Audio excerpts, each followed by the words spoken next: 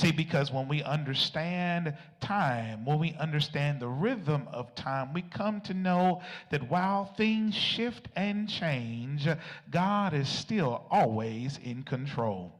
But I want to tell us how we understand time determines how we enter into relationships, how we interpret delays, how we endure suffering, and how we even celebrate victories. Because if I think that every day is denial, I'm going to grow bitter. If I think every hardship is permanent, I'm going to lose hope. If I think every season should look like a harvest, I will resent the winter moments.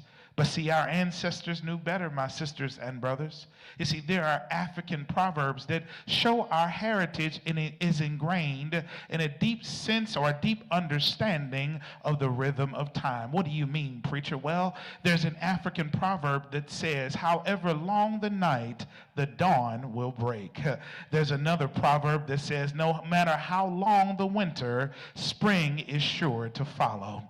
And my brothers and sisters, this helps to put it all together, where there's an African proverb that lets us know that when the roots are deep, there's no reason to fear the wind. And I'm here today to give us courage and boldness, no matter if the wind comes in our lives or if the sun is shining, by helping us to be reminded that we as a people continue to find deep roots in the rhythm of time. Yes, our ancestors understood something about timing. They understood how to plant in one generation, knowing that they may not harvest in the next. They understood how to endure Reconstruction, Jim Crow, redlining, and still at the same time build institutions for us to benefit from today. They understood how to still sing "We Shall Overcome" in the present tense while still walking toward a future not yet seen. They understood the rhythm of time. They understood that some seasons require marching, some seasons require mourning, some seasons require organizing, some seasons, even like us right now, require resting.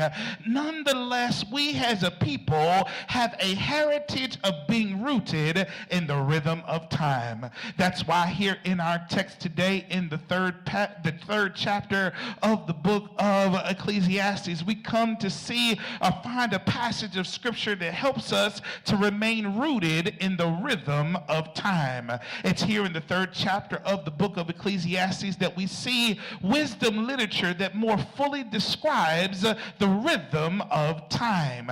That this is a familiar passage of scripture where the author is sharing a poem with us about the ebbs and flow of life. This poetic installment in scripture not only teaches us wisdom, but the author covers the areas of life where timing is important. You see, the structure of this poem is deliberate, my sisters and brothers.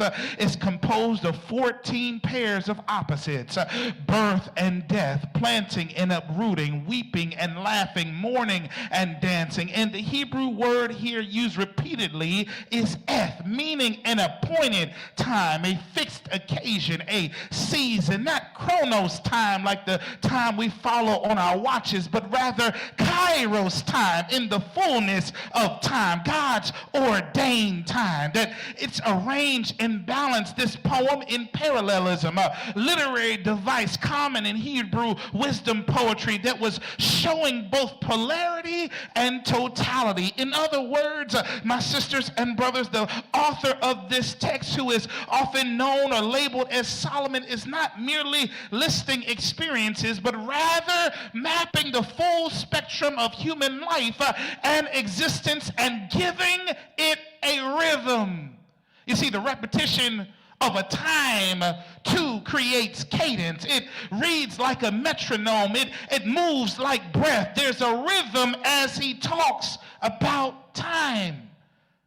And as we look at this text, we come to understand that Ecclesiastes overall is a text that's talking about and making assessments about life lived under the sun. It confronts themes of vanity, toil, injustice, mortality, pleasure, labor, wealth, oppression, and all above that, divine sovereignty. It doesn't offer things that make us feel good, but rather offers reflection around the things that occur and come up in life. And this, my sisters and brothers, helps us to understand that even when life doesn't always make sense, that we as a people have been deeply rooted in the rhythm of time.